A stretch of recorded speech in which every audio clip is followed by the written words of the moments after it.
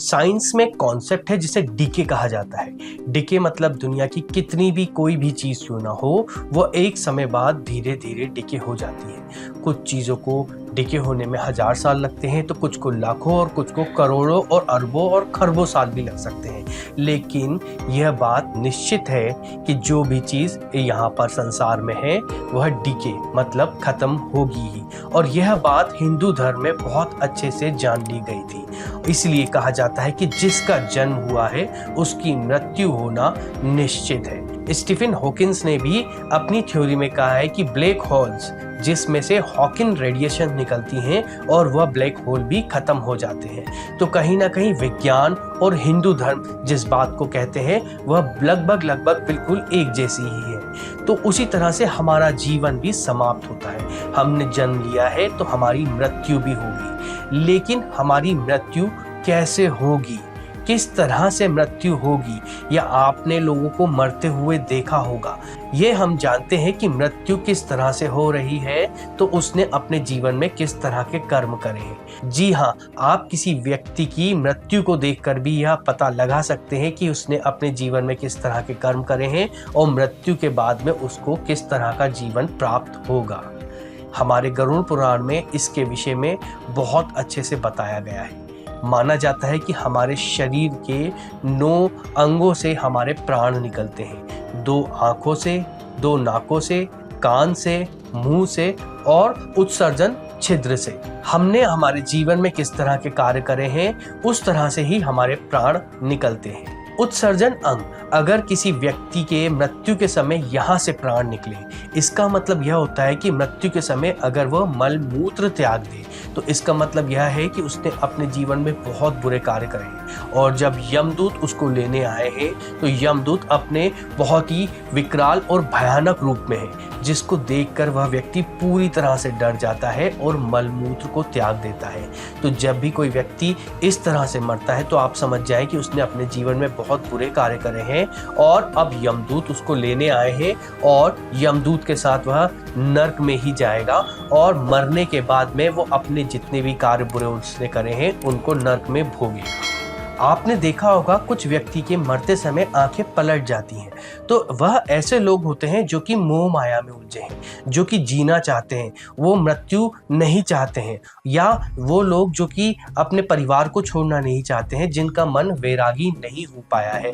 ऐसे लोग जब मृत्यु के समीप आते हैं, यमदूत उनको लेने आते हैं, तो वह अपने प्राण छोड़ना नहीं चाहते हैं और उस समय यमदूत उनको जबरदस्ती खींचकर निकालते हैं। ऐसे में उन व्यक्तियों के आंखें ऊपर की तरफ चढ़ जाती हैं। जब भी आप देखें कि किसी व्यक्ति की इस तरह से मृत्यु हुई है तो आप समझ जाएं कि वह मोह माया में जीवन भर बंधा रहा है और ऐसे व्यक्ति को स्वर्ग इतनी आसानी से नहीं मिल पाता है। कुछ ऐसे लोग भी होते हैं जिनके नाक से प्राण निकलते हैं। आप कैसे पता लगाएं कि इनके नाक से प्राण निकले हैं? उसके लिए वह गहरी गहरी सांस लेने लगते हैं और उनके नथुने मरने के बाद में बड़े हो जाते हैं, फैल जाते हैं। तो आप समझ जाइए कि ऐसे लोगों के प्राण नाक से निकले हैं।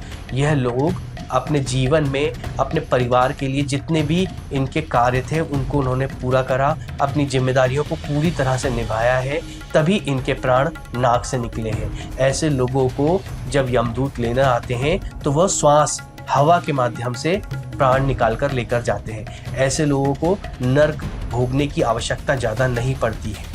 वहीं कुछ लोग ऐसे भी होते हैं जिनके प्राण मुंह से निकलते हैं।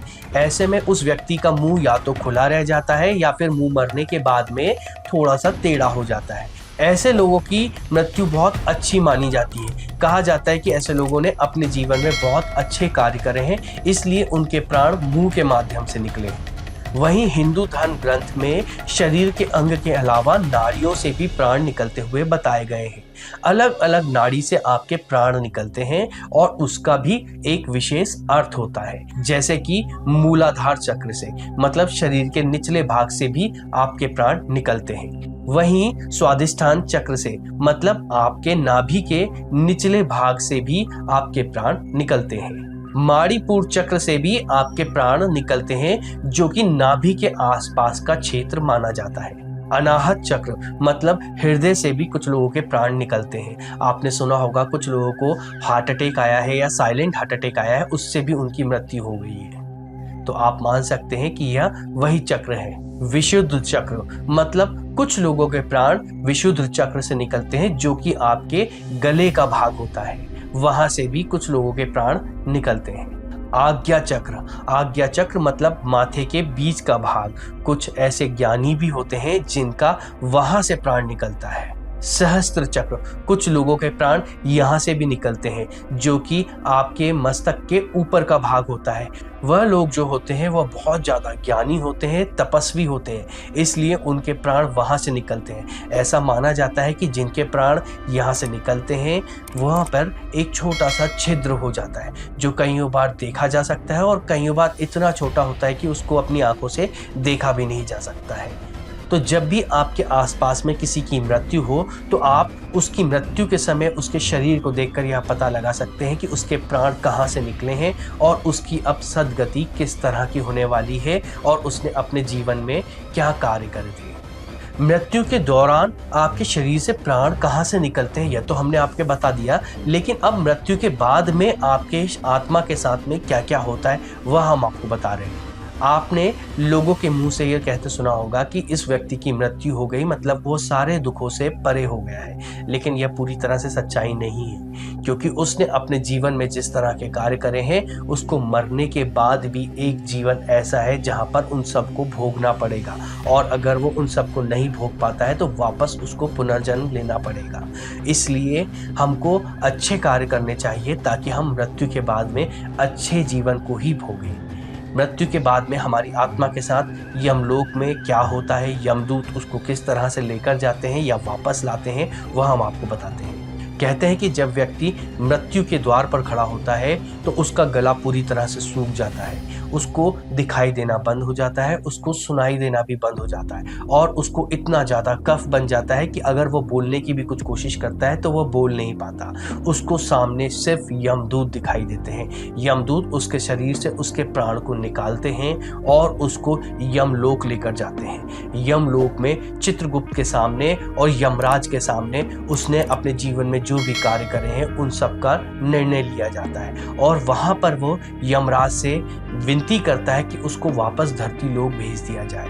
तब यमराज उसको यमदूत के द्वारा वापस धरती लोक पर भेजते हैं। वह सीधे अपने घर पर जाता है और वह देखता है कि उसके घर वाले विलाप कर रहे हैं, उसका शरीर मृत पड़ा है। वह वापस अपने शरीर में आने की कोशिश करता है, लेकिन यमदूत उसको ऐसा नहीं करने देते हैं और वह अपने शरीर में प्रवेश नहीं कर पाता है। इसके बाद वह 13 दिन तक उसी घर में अपने परिवार के साथ में रहता है। यहाँ पर वह आत्मा के अलावा एक सूक्ष्म शरीर को धारण कर लेता है, जो कि दिखती तो नहीं है लेकिन होती है। इस शरीर की वजह से ही वह सारे भाव को महसूस कर पाता है। जब यह 13 दिन के पूरे कार्यक्रम खत्म हो जाते हैं तो वह आत्मा वापस यमलोक की तरफ जाती है। यमलोक की तरफ जाते समय उसको कई सारी यातनाओं को झेलना पड़ता है और यह सफर बहुत ज्यादा कठिन होता है। ऐसा माना जाता है कि पृथ्वी लोक से यमलोक की दूरी 99,000 योजन है, जो कि बहुत लंबी दूरी है। आत्मा जब इस रास्ते पर चलती है तो यह रास्ता बहुत कठिन होता है। यहाँ पर उसको कई सारी अलग अलग तरह की चीज़ें देखने को मिलती हैं, अलग अलग तरह से उसको परेशानियों को झेलने को मिलता है। कईयों बार तेज आंधी चलती है, कईयों बार तपती हुई रेत में उसको चलना पड़ता है, और उसको कईयों बार ऐसी बुरी बुरी नदियों से निकलना पड़ता है जो कि बहुत गहरी होती हैं, जो कि खून की बनी होती हैं। कई सारी तरह के तकलीफ भरे रास्तों से गुजरने के बाद ही वह यमलोक पहुंचता है। गरुड़ पुराण के अनुसार यमलोक पहुंचते समय उसे 16 नगरों से होकर गुजरना पड़ता है और उसके बाद में उसको पुनर्जन्म के लिए वापस धरती लोक पर भेज दिया जाता है। पुनर्जन्म किस तरह से होता है, आत्मा किस तरह से आकाश के रूप में रहती है और वो धरती लोक पर गिरती है, और किस तरह से वो वापस जीव के रूप में बदलती है, इसके विषय में भी गरुड़ पुराण में बहुत अच्छे से बताया गया है। हम आपको किसी और वीडियो में इसको विस्तार से समझाएंगे। यह वीडियो हम यहीं खत्म करते हैं। अगर आपको यह वीडियो पसंद आया हो तो इसको लाइक करें, अपने साथियों के साथ में शेयर करें और हमारे चैनल को सब्सक्राइब जरूर करें, क्योंकि इससे हमें धर्म प्रचार में प्रोत्साहन मिलता है।